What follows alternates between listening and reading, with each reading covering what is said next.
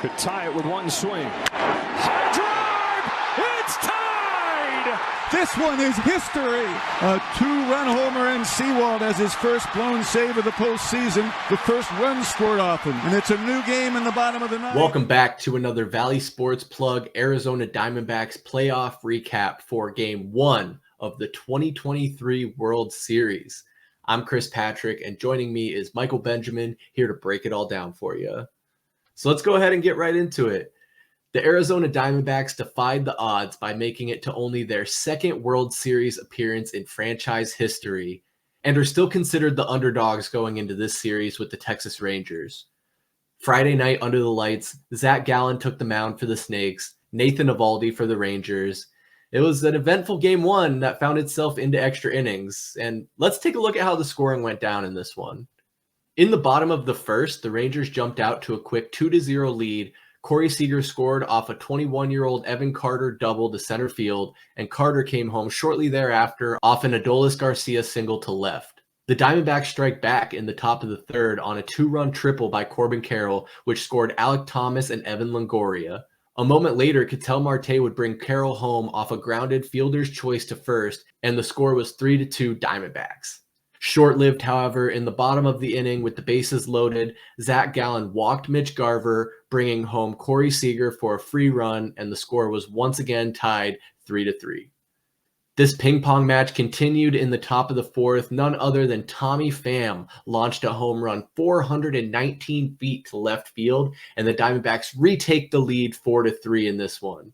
Now into the top of the fifth, Ketel Marte extended that lead for the Snakes with a double to center, scoring Geraldo Perdomo. Let's fast forward to the bottom of the ninth inning. Paul Sewald comes into the game to lock down the save for the Diamondbacks and give them a 1-0 lead in this World Series. Unfortunately, Corey Seager and the Texas Rangers had slightly different plans. Sewald walked Tavares, strikes out Trevor Siemian, and on the very first pitch, Corey Seager smashed a home run 418 feet, tying this game up at 5 apiece.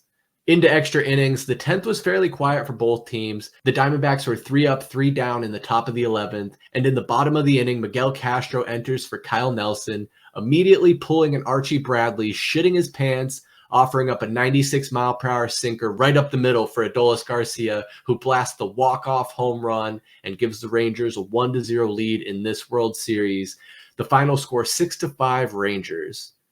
That's not how we wanted to start the series for sure, but if there's one thing I know about this Arizona Diamondbacks team is you can never count them out, so they'll find a way to answer back. But we're going to break down some keys in this Game 1. I'll pass it over to Michael Benjamin for our first key. Mike, what you got for us? We're staying at Heartbreak Hotel tonight, boys. Yes, we know we have to pump the brakes. These ones are always hard to stomach, man, especially to start a series. Lots of thoughts from Arlington tonight, but I'm going with the Battle of the Stars. We got started with our boy Corbin Carroll smacking a beautiful triple to center, and Ketel Marte extends his playoff hitting streak to 17 games. But that's where it ends for us and picks up in the ninth for the Rangers. Obviously, we know what happened with Seager and Garcia. By the way, that man is going to be an issue in this series. I promise you that. But the biggest thing to me is when they needed it, the Stars came through tonight. And you might not like it, but it was for both teams. Carroll and Marte weren't there late when we needed it, but they got the ball rolling to get us in front and gave us a chance to win. I only got one more thing to say. We need you, Christian Walker. It's time to show up. All right, that's my key. Chris, what do you got? Michael Benjamin, spot on as always. I really think they might have to start treating Seager and Garcia like they did Schwarber and Harper in that last series and just pitch around them, let them get on base. Because if Garcia is going to blast us like that, as well as Seager, it's going to be a tough series. But for my key of the game, I have to go with our closer, Paul Sewald, who was 6 of 6 on save opportunities in this postseason. I don't think there were any of us who thought that he wasn't going to wrap this one up and give us the series lead.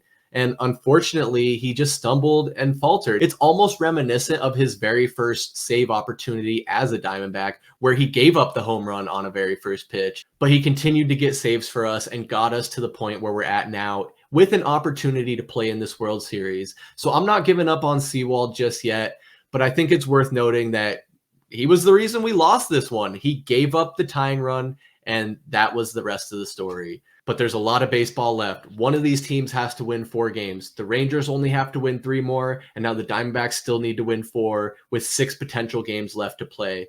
So I'm not counting the Diamondbacks out yet. Like I said, they're always able to answer back.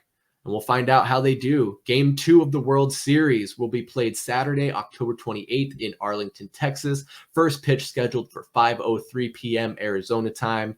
We're going to keep bringing you a recap of every single Diamondbacks game through the remainder of this postseason. So make sure you subscribe right here on YouTube. Set those notifications so you can stay up to date with all of the Valley Sports and Arizona Diamondbacks action. But for Michael Benjamin, I'm Chris Patrick, and we'll see you next time. Peace.